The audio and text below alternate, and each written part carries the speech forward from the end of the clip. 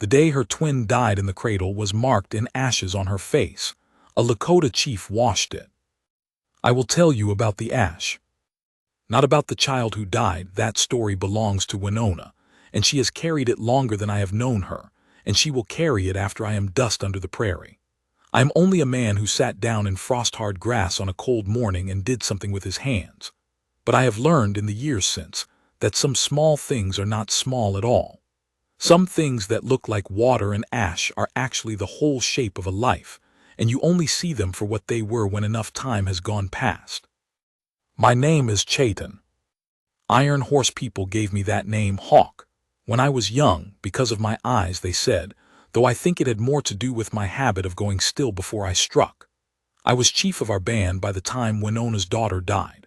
11 winters of it by then. 11 winters of being the rock everyone put their weight against.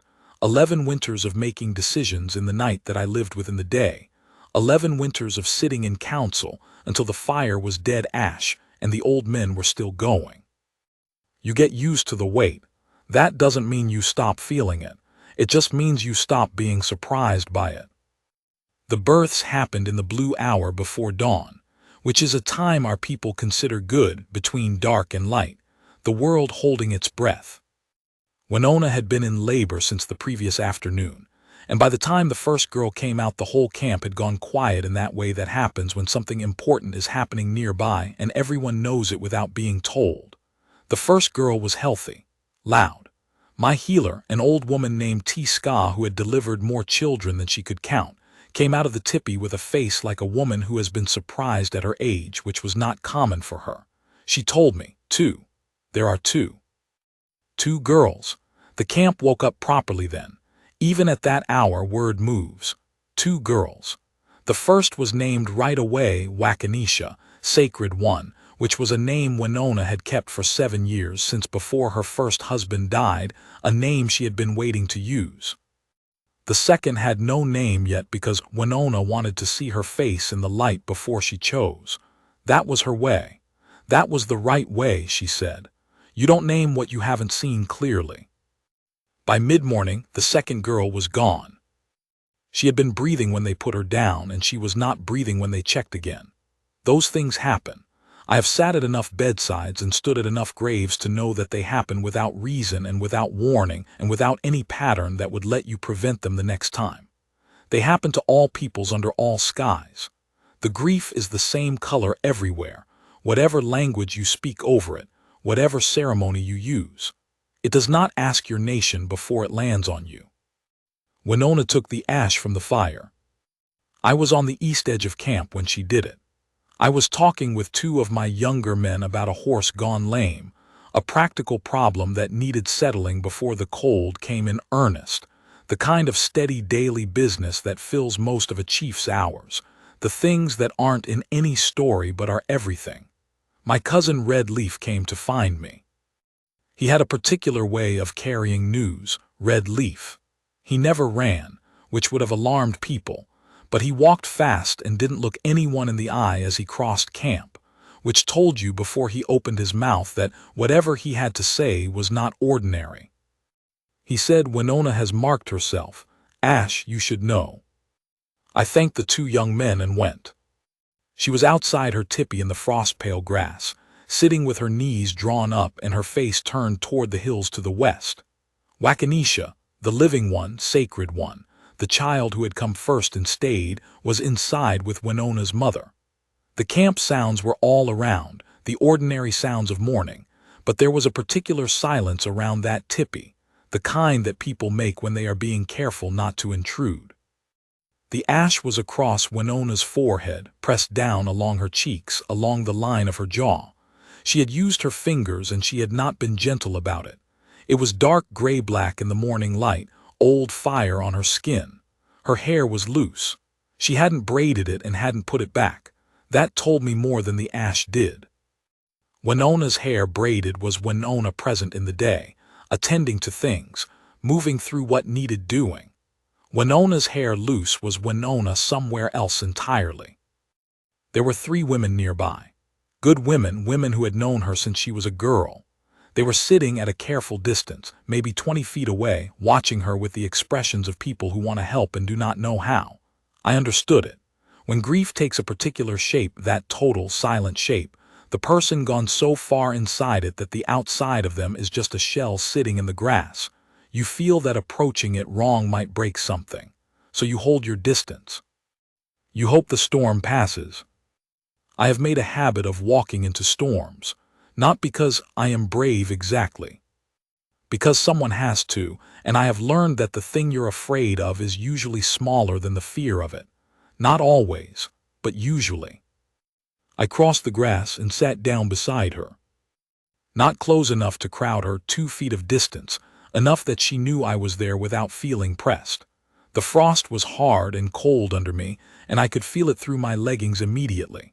The sky was that flat iron white that means real cold is coming, not the cold we'd had, which was just autumn being difficult, but the kind that settles in for months. She didn't look at me when I sat. She kept her face toward the hills. I didn't speak. There is a thing people do when they sit beside someone in grief. They fill the silence because silence feels like absence, and absence feels like abandonment, so they talk. They say things that are meant to help and mostly don't. They say, she is with the spirits now. They say, you will heal. They say, at least the other one is strong. All of those things are true, and none of them do anything for the particular ache of a particular morning, a particular woman, a particular child that had bigger hands and longer fingers and was going to make things. So I said nothing, I just sat. We sat like that for what felt like half the morning. The frost was working its way through to my skin by the time she spoke. She said, still looking at the hills, her voice flat and worn out, "You don't have to stay." I said, "I know." Another stretch of silence. She said, "Everyone else is keeping their distance." I said, "Yes." She said, "Are you afraid of it, this?" I thought before I answered. She deserved a real answer, not the chief's answer, not the answer that keeps order. I said, "No, I've sat with grief before, not afraid of it." She turned and looked at me. Her eyes were dry, and that was harder somehow than if she had been weeping. Dry eyes after a morning like that are the eyes of a person who has gone so far down they've come out the other side of the thing that makes tears. The ash was dark on her face, and her eyes were clear and very old. She said, "You had a daughter." I said, "Yes, 8 winters ago. She was 4 days old." She said, "I remember." I said, "I know you do." She had brought food to my tipi in those days. I don't know if she recalled it now. She had been a young woman then, herself only 2 winters a widow, her husband killed in a bad river crossing, swept away, never recovered, and she had appeared at my tipi door with a pot of something and had set it inside and had left without saying a word. No consolation, no performance of sympathy. Just the food and the acknowledgement that a person was going through something, and someone else had noticed. I had sat with that pot for a long time before I ate. The food wasn't what I needed. The fact of her noticing was what I needed. Now she was the one in the grass. She looked back at the hills. After a while she said, very quietly, she had her father's hands, the one who went. I noticed them right away. They were bigger than her sister's longer fingers. I thought, she's going to be good with her hands, this one. She's going to make things. And then she was gone, and I don't have a name for her. I didn't name her yet. I let her say it. She said I should have named her before dawn, right away while she was alive. I was going to wait until I could see her face clearly. I was going to wait until the light. I said, "That's not why she went." She said, "I know that, but I keep circling back to it. I keep finding that thought." I said, "Yes, you will for a while. There is a place the mind goes after a loss like that. It goes looking for the moment it could have changed something. Particular choice, the particular hour. It makes a story in which a different action leads to a different outcome, and it plays the story over and over, trying to find the hinge, the place where it could have turned. I had done it myself. Gone back to the 4 days and examined each one, looking for where I had failed her, where I had not checked at the right time, where I had done the wrong thing or the right thing too late. The mind does that. You can't stop it. You just let it run until it runs out. The women who had been sitting at a distance eventually drifted away, one by one, back to their own fires. I stayed. I fed the cold in my bones and I stayed. Around midday, Winona's mother came to the tippy door with the baby bundled in her arms. Sunka Win, that was her name, dog woman, though she was nothing like the name, being one of the most quietly formidable women I had ever known, a woman who had been running this family's life since before Winona was born and would continue to do so long after most people thought she'd stopped. She looked at the two of us, her daughter in the grass, me beside her, and she held my eyes for a moment, and I nodded to her, and she went back inside. She was satisfied or close enough to it. Someone reliable was there. The baby had not made a sound, sleeping. In the afternoon, the wind came up from the north and brought real cold with it. I moved closer to Winona. Not a lot, a foot, maybe less. She was aware of it. I could tell from the small shift in her shoulders. She didn't move away. I said, "You need to eat today." She said, "I will." I said, "Before dark." She looked at me sideways. There was something in her face that wasn't quite an expression yet. She said, "You sound like my father." I said, "Good. Your father was a wise man." She looked at the hills again. I said, "He would have sat here too if he were alive." She said, "Yes, he would have." Her father had been dead 6 winters. A man I respected, careful with words, unhurried, the kind of man who said 5 things when others said 50, and was always the one you remembered afterwards. Winona had that quality herself, the same economy, the same preference for the right word over the nearest one. Grief had made her more angular in that moment. Sharper at the edges, the softness pulled away. The first snow came as a light spit, not serious, the sky making a point more than a commitment. I got up and went to my tippy and brought back my heaviest robe. I put it around her shoulders without asking. She looked down at it and then gathered it closed at the front with both hands and held it there. And that was the first time since I'd sat down that I saw her do something for herself, take something the world was offering rather than holding herself sealed against it. Something in my chest loosened that had been tight. I sat back down beside her. I said, "Tell me about him, your father." She looked at me, uncertain. I said, "You don't have to, but if you want." She was quiet for a moment. Then she said, "He used to take me out before dawn, just the two of us. He said the best thinking happens when no one else is awake yet. He said the world is cleaner then." I said he was right. She said he used to make me name things, clouds, particular grasses, the way the light changed on the hills from one hour to the next. He said if you can name a thing you own it a little, it can't take you by surprise. I thought about that. I said, he would have had a name for this morning. She said, yes, he would have named it right away so it couldn't own him. She looked at Wakanisha's tippy. She said, I have to name her. The one who went, I can't keep not naming her. I said, what does feel right? She was quiet for a long time. The snow had stopped. The light was going off the hills to the west. She said, Amplitude, day. Because I was waiting for the day to see her face, and the day took her. I said, that's a good name. She said, Amplitude, yes, she's named now. And something went out of her face then. Not the grief was still there and would be for a very long time, would be there always in some form, a shadow at the edge of things. But something that had been locked went loose. The name had done it. Names do that. They take something formless and uncontainable and give it edges, give it a place to be. When the snow started again, small and serious this time, I said, now, let's go in. She looked at me for a moment. Then she stood and I stood with her. She gathered the robe around herself and turned toward the tippy door, and I went to the small water vessel that Winona's mother kept near the door in all seasons, a habit I had noticed before, always water there, always fresh. I picked it up. I said her name. She turned. I said, let me. She looked at the vessel in my hands. She looked at my face. She understood what I was offering. I could see her understanding it, and then I could see her deciding. It took a moment, not because she was uncertain, but because receiving a kindness of that particular size, on a morning of that particular weight, requires a kind of courage that isn't talked about much. It's easier sometimes to stay shut, to stay inside the grief where at least you know its edges. Letting someone in is a different kind of risk. She said, "All right." I poured a small amount of water onto my fingers. I brought my hand to her face. She closed her eyes and stood still, very still, the way an animal goes still when it trusts you. I worked slowly. The ash came away in gray streaks first, and then in the last faint smears, and then her face was just her face again, cold reddened at the cheeks, the skin bare in the low winter light, the lines around her eyes that grief had put there and that would stay. I wiped my fingers on the robe.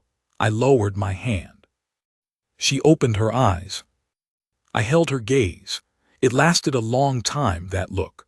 Long enough that I was aware of the cold and the dying light and the sound of the camp and nothing else. She said, "Thank you, Chaitan." I said, "Go inside, eat, hold your daughter." She went in. I stood in the falling snow for a moment with the cold still on my fingers, the ash faint on them, and then I walked back to my own fire. I didn't call it a beginning. Not at the time. At the time it was a thing I had done on a hard morning for a woman who needed it, and then the day moved forward and the cold moved in, and there were 100 other things to attend to. That is the truth of most important things. They don't announce themselves. They happen in the middle of ordinary days, and you only see them for what they were when you look back. Winona came to council 3 days after. She was not a council member, but women of standing were permitted to sit in the observer's ring, and she came and sat with Wakanisha bundled against her chest, hair braided again, face clean, watching the proceedings with those clear, exhausted eyes. She had traveled some distance back toward herself, not all the way, but enough that I could see her attending to things outside herself again, which was more than she had been able to do the morning after. After council, I walked the same direction she walked, which was not entirely accidental. I said, "The baby looks well." She said, "She's eating well, sleeping most of the night." I said, "She has your jaw."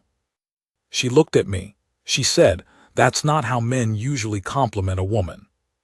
I said, "It's a compliment. Your jaw is as stubborn as good hardwood. The child will not break easily. You should be glad." She was quiet a beat, deciding something. Then, "You're right, I am glad." We walked a little further, the mud soft underfoot, the last of the afternoon sun finding the hills. She said, "Why did you stay that whole morning?" I said, "Because you needed someone to." She said, "The women were nearby." I said, "Nearby and there are two different things." She thought about the space between those two words. Then she nodded. She said, looking at the ground, "You've been alone a long time." It stopped me slightly. Not because it wasn't true. It was entirely true, 8 years of it. The specific aloneness of a chief who has lost his wife and his daughter both, surrounded by people every hour of every day and alone in the only way that matters. It stopped me because no one said it. People observed it and they said nothing, because what do you say? And because I was the chief, and chiefs carry what they carry in plain sight, and the people learn not to look too directly. But Winona said it plainly, without ceremony, looking at the ground, the way she said most things. I said, "Yes." She said, "I know what that is." I said, "I know you do." We had reached the fork in the path, where her direction and mine diverged. She stopped and looked at me with that direct look she had, the one that some people found unnerving and I found clarifying, like water after a long dry ride. She said, "My mother thinks you're too thin. She would like you to eat with us if you want to." I said, "Your mother thinks everyone is too thin." She said, "She's not wrong about you." I went that evening and the evening after and the one after that. Sunka Win fed me the way she fed everyone under her authority, which was without asking what you wanted, and in quantities that assumed you were recently returned from somewhere very difficult. She watched me eat with the expression of a woman checking a task off a list. Winona sat across from me with the baby and we talked, or we didn't talk, and the fire was warm and the food was good, and I was not a visitor in that space the way I was a visitor almost everywhere else. I was just a man at a fire, just Chayton, not the chief, not the rock everyone was putting their weight against. Just a man at a fire with somewhere he wanted to be. The winter came in the way winters do after a light autumn, which is mean and determined, and as if it had been saving itself. Snow to a man's knee and staying. Cold that cracked the lodge poles. We moved to the sheltered valley, and I was busy the way chiefs are busy in hard winters, making sure no one went short, which means being everywhere at once and sleeping when you can and not complaining about when you can't. I did not mind it. The cold and the work have never bothered me the way they bother some men. Winona was good in the cold. I noticed that early. She moved through it the way purposeful people move through difficult things, not fighting it, not pretending it wasn't there, just factoring it in and continuing. She helped the older women with their fires. She helped the young mothers with children who were sick or scared. She did it without being asked and without expecting acknowledgement, just moving through the work the way water moves through broken country, finding the low places, filling them. I started going by her tippy most mornings. Not obviously, not every morning in a way that announced itself. I would find a reason, a question I had for her mother, something about the medicine herbs that Winona knew. She had good knowledge of plants and had helped my healer more than once. There was always a real reason, and the real reason was always true, and neither of us said anything about the fact that I kept finding real reasons to be there. There was a stretch in the deepest part of that winter when we lost 2 horses to the cold. Not to illness, just to the cold itself, the kind that gets into an animal's chest if it's already weakened and doesn't come out again.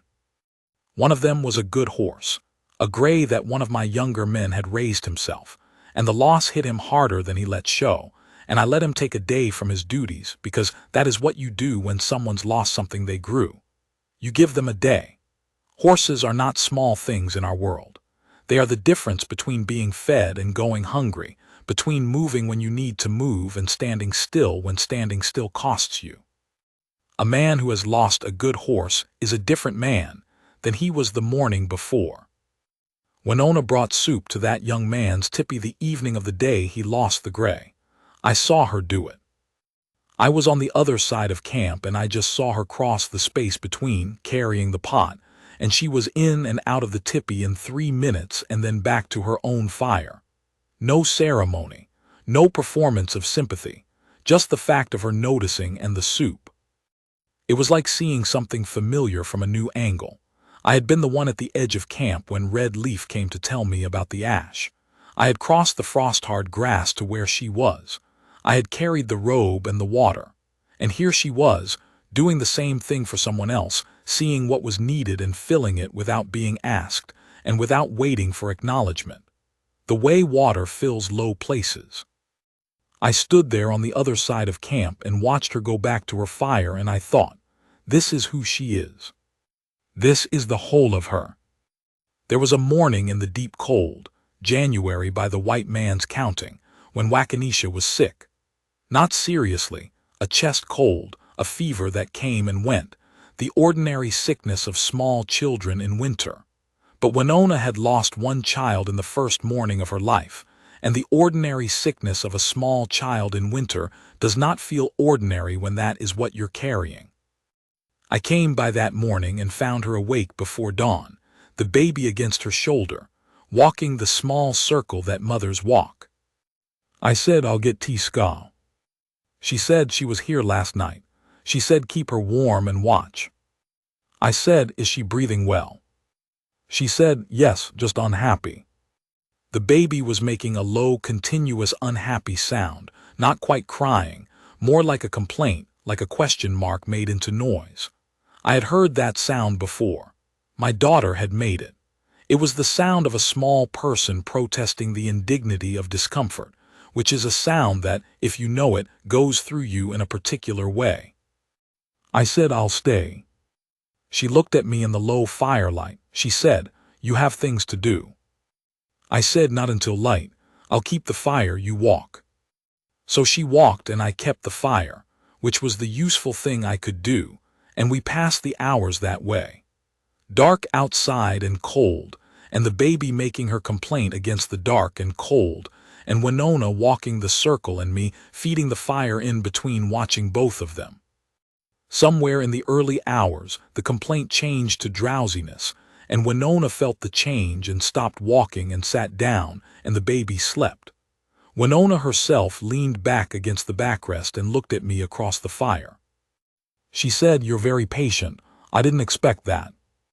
I said, "Chiefs have to be, or they don't last." She said, "No, it's not the chief part of you that's patient. The chief part of you is decisive. The patient part is something else." I looked at her. She said, "I used to watch you when we were young, before you were chief, before everything. You were always still while other young men were moving and talking and trying to be noticed. You were just there, still, watching." I said, "My grandfather told me the hawk that moves is the hawk that misses." She said, "Is that old wisdom?" I said, "It's my grandfather's wisdom. I don't know where he found it." She almost smiled. Not quite, it was that sideways thing, the near smile, the thing that lived at the edge of her face and suggested there might be more expression in her than she generally let out. The firelight moved. She said, "How are you, Chayton? Really? Not the band, not the winter, you." The question surprised me, not because it was a strange question, but because it was such a rare one.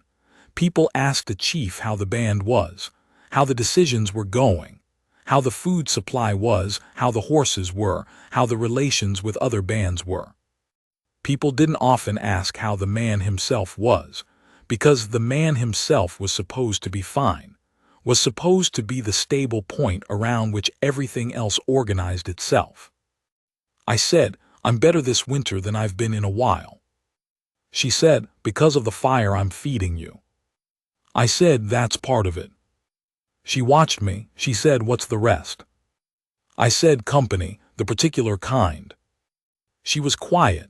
The baby made a small sound in her sleep and settled. Winona looked at her daughter and then back at me. She said, "I was in a dark place that morning, the ash morning. I don't know if you understand how dark." I said, "I think I do." She said, "I was somewhere without edges. I couldn't feel where I was in time, whether it was that morning or whether I was going to be there forever. Everything past and future had gone gray, and there was only that, the cold and the ash and the gray everywhere." I said, "Yes." She said, "And then you came and sat down, and you just were there. And then you washed my face, and the cold of the water pulled me back.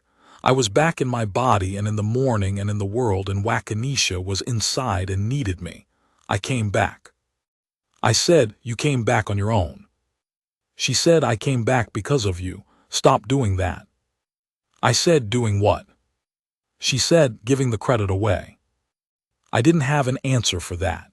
She looked at me steadily with the fire between us, and I looked back at her, and it was the kind of looking that is a kind of talking, the kind that says what words would take longer to get to. She said, "You should sleep. You have things to do at light." I said, "I'll sit a little longer." She said, "Chayton." I said, "Until I'm sure the fever is down." She looked at me. She let it go.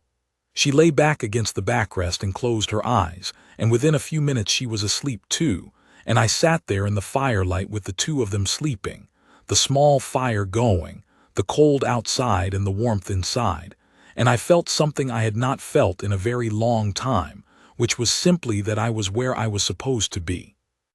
Not the chief, not the rock, just a man sitting with people he wanted to be near. Spring came late, grudging. The cold held into what should have been warming days, the snow retreating by inches, the mud making everything twice the work it should have been. I didn't mind. I had reasons to stay in camp that I hadn't had before. By the time the grass was showing green, Winona and I had something between us that had no name yet but was as real as the ground. We walked in the evenings. We ate together more than not. She brought things to council that I thought about for days afterward. She had a way of seeing the particular problem under the general problem, the real argument under the argument everyone was having, which is a rare quality and useful beyond measuring. I started saying so in council. There was some resistance. I held the line. My cousin Red Leaf watched all of this with the expression of a man who has seen something coming from a long way off and has decided not to say anything until he's proven right. He had been watching since the morning I sent him back to the horse problem, while I went to sit with Winona in the grass. There were people in the band who had opinions about it. That's the nature of a band. Everyone lives close enough that private things become known, and when the chief does something, the people have opinions about it because the chief is their business. Most of the opinions were favorable. Winona was well regarded, a widow of good family, a woman who worked and contributed and did not make herself a burden. Some of the older women considered it long past time, 8 winters of a chief alone being, in their view, a kind of waste. Sunka Win, who had been feeding me since the autumn, had apparently been having conversations with people I never knew about, because the warmth with which certain women greeted me in the mornings that spring had an expectant quality I recognized as preparation. There was one man, a quiet man of middle age named Hahaka, who had himself shown interest in Winona the year before. He said nothing to me directly. He had too much dignity for that, and the situation was clear enough that direct speech wasn't necessary. I respected him for the way he handled it, no bitterness that I could see, no effort to diminish what was developing between me and Winona. He just went on being himself, which is all any man can do. Red Leaf did eventually say something, in his way, which was to stop beside me one morning while I was looking at a stretch of fence that needed work and say, without preamble, "She makes you easier to be around." I said, "Is that so?" He said, "Yes, you've been, I don't know, a door with a weight behind it for a long time. Lately the door opens easier. The weight's still there. It's always going to be there, but it opens." I thought about that for a while after he walked on. I thought about it for several days. Runs fast, a warrior of many winters who had not run fast in 30 of them, a man of great dignity and inconvenient opinions, stopped me one evening near the edge of camp. He said, "You should speak plainly to that woman." I said, "I speak plainly to her about many things." He said, "You know what I mean." I said, "I'm not sure what I would say." He said, "You have made decisions in the night that sent young men to their deaths, and you have never once paused doing it. You can figure out what to say to a woman." He walked away before I could answer, which was his habit with advice he considered final. I thought about it for 2 days. Then I went to Winona in the evening. She was outside her tipi in the last of the day's light, working a piece of hide, her hands moving in that careful rhythmic way she had when she was focused on something. Wakanisha was inside with Sunka Win, asleep. I sat down near her. She said without looking up, "You have something to say." I said, "Am I that obvious?" She said, "To everyone else you look the same always. To me, you look like a man trying to figure out where to start." I said, "That's accurate." She set the hide down and looked at me. I said, "I have been alone for a long time." She said nothing. I said, I had stopped thinking about it, being alone. It becomes the shape of things. You stop expecting the shape to change. You arrange yourself around it, and then something shifts and you don't have the right words for it because you'd put those words away. She said, "Chaitan." I said, "I'm getting there." She waited. The light was going off the far hills and the first chill of evening was coming in. Somewhere behind us, a child was laughing. I said, "I want you beside me, not because of anything the band needs, though I think it would be good for them. Not because Wakanisha needs a father's presence, though she does and I would be glad to be that. Because when you're not there I am less than when you are. Because you're the only person I know who looks at what I carry and doesn't look away from it. Because you see me. Not the chief, me. That is the plainest thing I know how to say. She was quiet, a long, real quiet, the kind that means something is being decided that matters. Then she said, "You washed my face." I said I did. She said, "On the worst morning I can imagine. You came and you sat in the frost and then you washed the ash off my face." I said, "Yes." She said, "I have been waiting for you to say what you just said since that morning. I was beginning to think I would have to say it first." I said, "You would have." She said, "I would have, but I'm glad you did." She reached out and put her hand over mine where it rested on my knee, just her palm covering the back of my hand, warm, rough from the hidework. She held it there and didn't say anything else and didn't need to. I turned my hand over and held hers. We sat until the light was gone and the stars were coming, a good long sitting, the right amount of time for what had been said and what didn't need to be said. The camp sounds were around us. The child was still laughing somewhere. The fire in the tipi behind us sent a little warmth against our backs. When we finally went inside, Sunka Win looked at us with the expression of a woman who has known something for a long time and is satisfied to have it confirmed. She didn't say anything. She put more food in front of me, which was confirmation enough. We were married in early summer, in the way of our people, which is done with ceremony and with thought and not in a rush, because the things worth having are worth doing with care. The ceremony was a good one. The morning was clear and the prairie smelled like it does in early summer, that green and drained smell, and the whole band was there. Sunka Win cried through most of it. She denied it afterward when I mentioned it and looked at me as though I had made an outlandish claim, and I did not press the point. Red Leaf stood at my right side and did not say "I told you so," which was generous of him, and which I acknowledged with a look, and which he acknowledged with a slight tipping of his chin. Runs Fast caught my eye across the fire at the celebration and nodded with the slow satisfaction of a man whose advice has been followed. He would tell this story, I knew. He would make himself more central to it than he had been. I didn't mind. He had earned a version of it.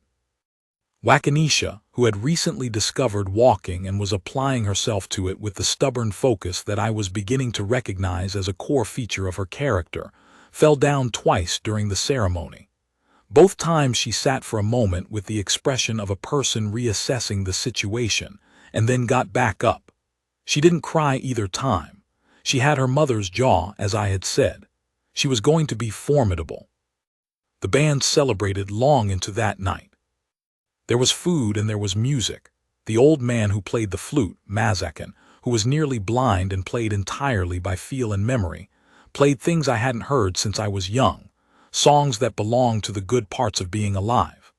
I danced, which I almost never do, not because I can't, but because the chief dances at celebrations and it always feels slightly performed. Like everything else the chief does is slightly observed. But that night I didn't think about the observer's position. I danced with my wife, which is a sentence I had not been able to say in 9 years and which carried a weight of its own, not a sad weight, a real one, the weight of something that matters. Winona danced the way she did most things, with more grace than she made a show of and more joy than her face usually let out. In the firelight with her hair loose, she had left it loose for the ceremony. She looked the way she had looked on the morning of the ash, which sounds wrong, but what I mean is she was entirely herself, no performance of anything, just there. Present. Real. The most real person I had ever been close to. Late in the night, after the fire had burned down and Wakanisha was long asleep in her grandmother's arms, Winona and I sat outside together for a while in the summer dark. The stars were very clear. She leaned against my arm, which was a new thing, that ease. We had been careful with each other in the months before, deliberate, and now we did not have to be deliberate anymore. She could lean against me and I could put my arm around her, and it was just what we did, the position of two people who belong beside each other. She said, looking at the stars, "What are you thinking?" I said, "That I've been a chief for a long time, and this is the first night I haven't thought about anything a chief needs to think about." She said, "I'll let you think about one thing." I said, "What's that?" She said, "I'm glad you sat down in the grass." I said, "So am I."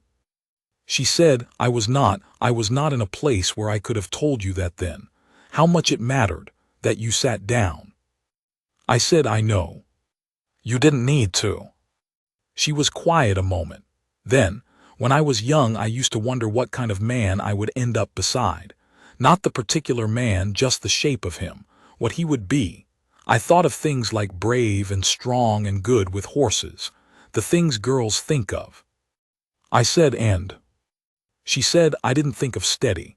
I didn't know to think of steady. And then my first husband died and I was alone, and then all those years, and then that morning. And I thought, that's it. Steady. That's the whole thing. Nothing else matters nearly as much." I didn't say anything. She didn't need me to. We sat until the last embers were out and the camp was entirely asleep, and then we went in. There are things I understand now that I could not have told you the morning I sat down in the frost grass. I understand that the most important things rarely look important when they happen. They look like a man sitting down beside a woman in the cold. They look like water poured onto fingers. They look like ash coming away in gray streaks. I understand that being needed is not the same as being a burden to someone. That the right woman needs you in a way that makes you more than you were, not less. That Winona needed me that morning not because she was weak, but because she had gone somewhere none of the people who loved her could follow. And I was the one person who had the steadiness to go there and sit down and wait. And that kind of steadiness is a gift. And being the person who has it is not a weight but a gift too, if you carry it right. I understand that loneliness is not cured by company. I had been surrounded by people for 11 years.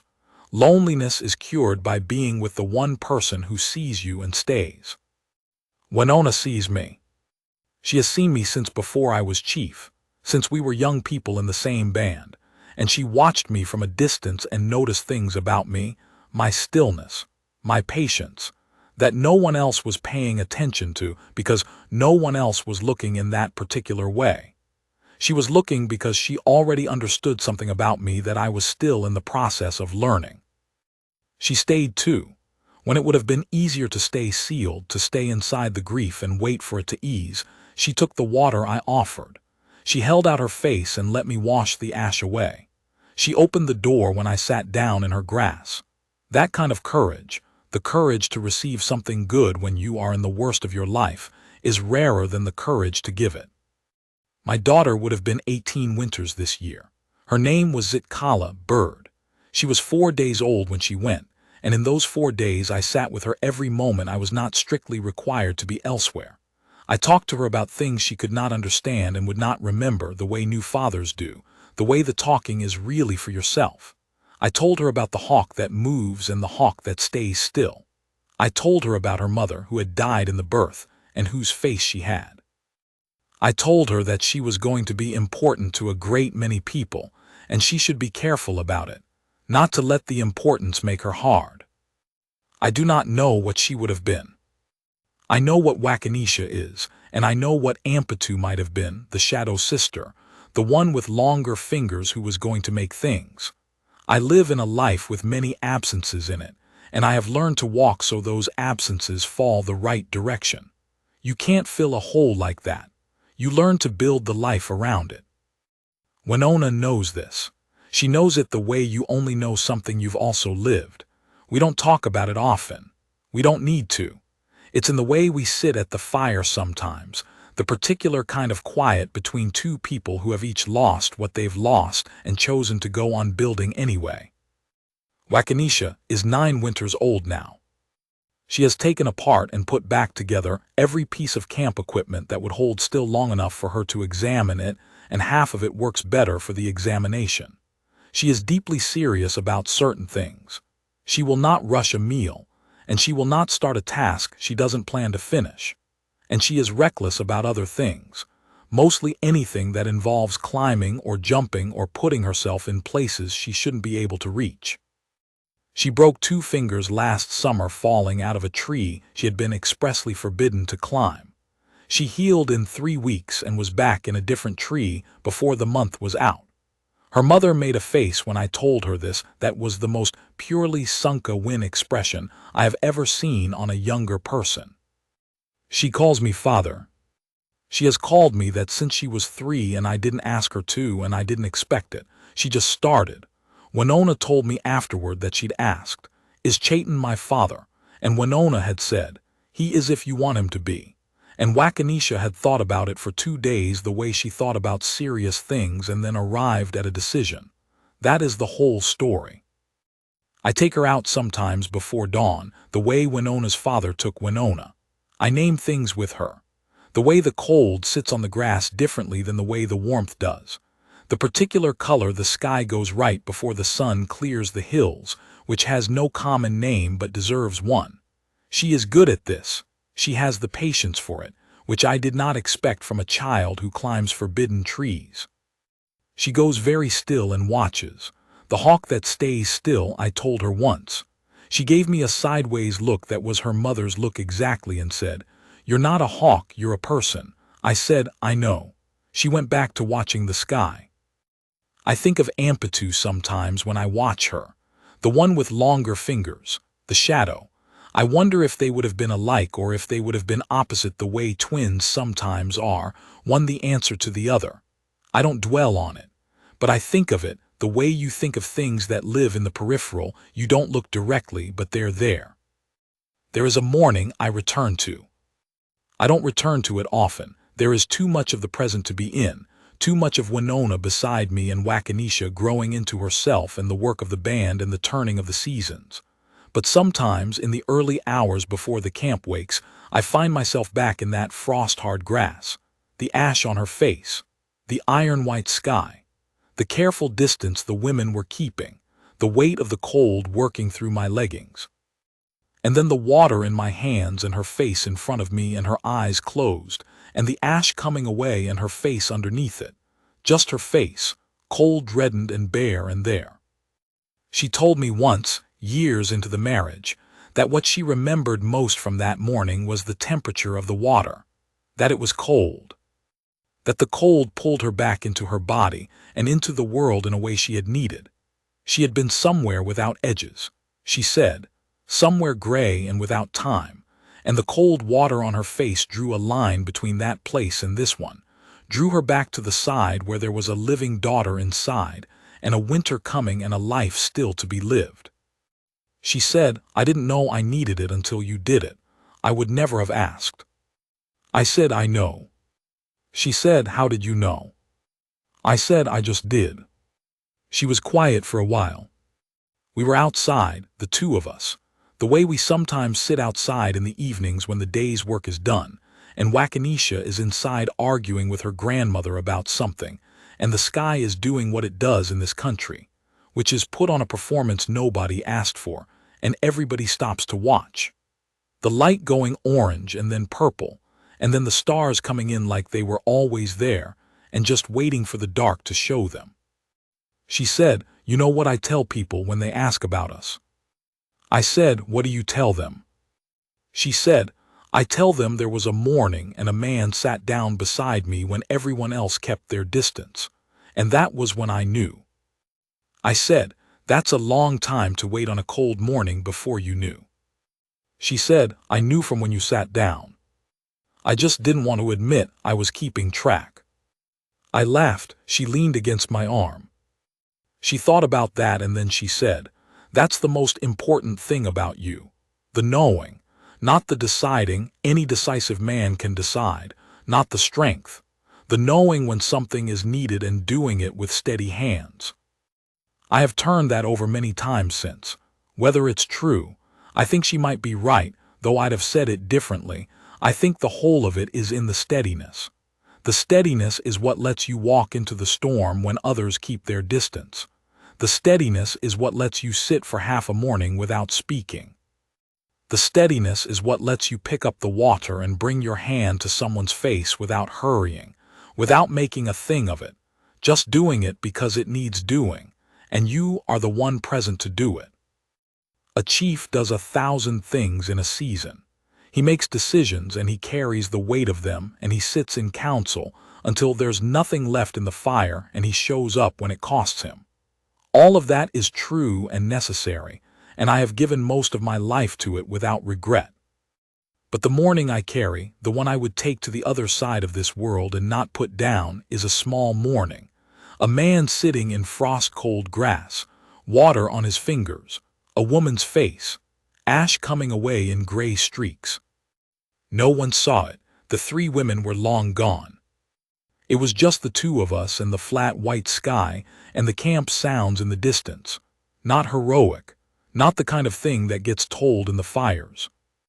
Except I am telling it to you now, because I want you to understand something about what it means to be needed in the right way by the right person. It doesn't always sound large. It doesn't always look like what you think it will look like, the moment your worth becomes plain to someone. Sometimes it looks like sitting in cold grass when others kept their distance. Sometimes it looks like a heavy robe put around someone's shoulders without asking.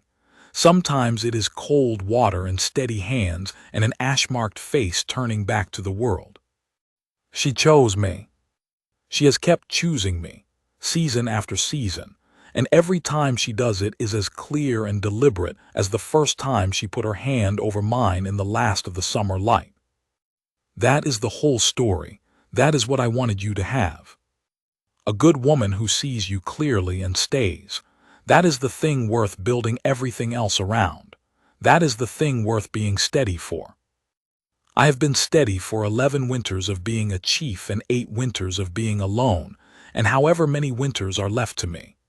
But the steadiest I have ever been was that morning in the frost, water on my fingers, her face in front of me. I knew exactly what I was doing, and I did it without hesitating. That is enough. That is everything.